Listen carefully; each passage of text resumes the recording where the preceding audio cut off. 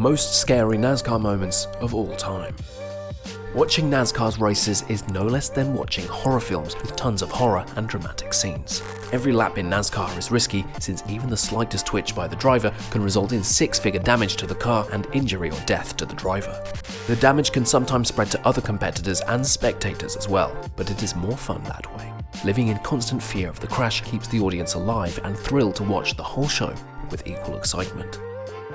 It's not necessary to go far from the racetrack to discover additional drama, because NASCAR's culture is a mashup of petty high school politics and the staged chaos of a touring circus. That's exactly what makes NASCAR so unique to its fans. Without further delay, let's look into some of NASCAR's most scary and thrilling moments of all time. Number 1. Lee Petty, Daytona 1961. Let's begin with a collision that ended Petty's career.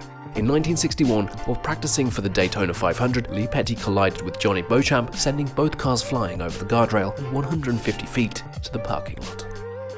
They transported Petty's broken, seemingly lifeless body to the hospital after his car was wrecked. He sustained a crushed chest, a punctured lung, broken leg, a fractured collarbone, and other less severe injuries. He was hospitalized for the following 4 months after falling into a coma for a few days. Beauchamp suffered head trauma, but his injuries weren't as severe. Although Petty did resume his racing career, he was never quite as competitive again. He competed in the final race at Watkins Glen about 3 years later. Number 2. Richard Petty, Darlington 1970. Throughout his lengthy career, Richard Petty endured many terrifying collisions, but this one at Darlington Raceway was by far the worst. At Darlington Raceway, David Pearson won the Spring 1970 Cup Series, but in comparison to the enduring memory of the race on May 9, 1970 at the track Too Tough to Tame, this is just exciting trivia. When Richard Petty's steering malfunctioned in turn 4 on lap 176, he brushed the outside railing. His number 43 Plymouth sped to the inside of the track, slamming nose first into the front stretch wall. After that, Petty's car took a violent tumble, flipping about 5 times before coming to rest on its roof. The unconscious Petty was seen hanging out of the driver's side window. Before being transported to a hospital in Florence, South California, Petty was taken urgently to the Infield Medical Center. He miraculously survived with just a broken left shoulder. Because of the incident, NASCAR started using the window net in the driver's side door. Number 3. Bobby Allison, Talladega 1987. In 1987, one event made NASCAR change some of its appearances. Went into a 180-degree snap spin on race day due to a blown engine and a cut right rear tire. He had qualified second at 211.797 miles an hour and was running in the lead draft.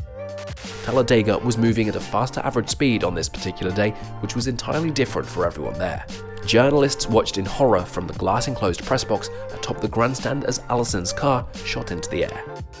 Allison's car landed with its wheels on top of the fence, just shy of the kneeling Kinder. Fortunately, the track bends out between the tree oval and the start-finish near turn 1, and Allison's car went relatively straight. Allison quickly got out of his wrecked Buick after it slid on its flat tires to the apron and crashed back into the track. Approximately 100 feet of fencing were destroyed, but only 2 other cars were involved in the collision. Several spectators were carried off the track on stretchers, but no serious injuries were mentioned. Following Bobby Allison's accident in 1987, NASCAR decided to put in catch fences to increase fan safety. Number 4. Michael McDowell, Texas 2008. Another crash occurred at the Texas Motor Speedway. The rookie driver was competing his qualifying lap for the Samsung 500. His car slipped out of turn at almost 200 miles an hour, sending him straight into the wall. The car was violently flipped over after the impact, briefly sliding on its roof before continuing to flip over repeatedly. On what was still left of its wheels, it eventually came to a stop. Amazingly, McDowell managed to escape the collision largely unscathed. Number 5. Clint Bower, Daytona 2014. During the actual race, the competition for positioning is challenging enough, but because of NASCAR's knockout qualifying format, the race for the position can be just as fierce. At Daytona last year, Clint Bower learned this lesson firsthand. Jimmy Johnson ran out of gas as vehicles were racing for the finish line, which caused a huge collision. Michael Waltrip was struck from behind and slammed against a wall. The most incredible sight of all was Bower's car flying through the air. Martin Truex's car was destroyed and burst into flames. Number 6. Steve Park, Darlington 2001. Last but not least, Park experienced one of the strangest and most tragic accidents of his career at Darlington in 2001. He had lost control of his car because the wheel wasn't properly fastened and came off in his hands. At that point, a person sprinting up from the inside line struck him. Before awakening in the infield care center, Park claims he has no other memories. He sustained severe rib and brain injuries, and many claims he was never the same after the collision. Do you think NASCAR, the biggest racing organizer, should be banned because of the constant injuries endured by the drivers? Comment down your thoughts. Make sure to like and subscribe. We'll see you in the following video.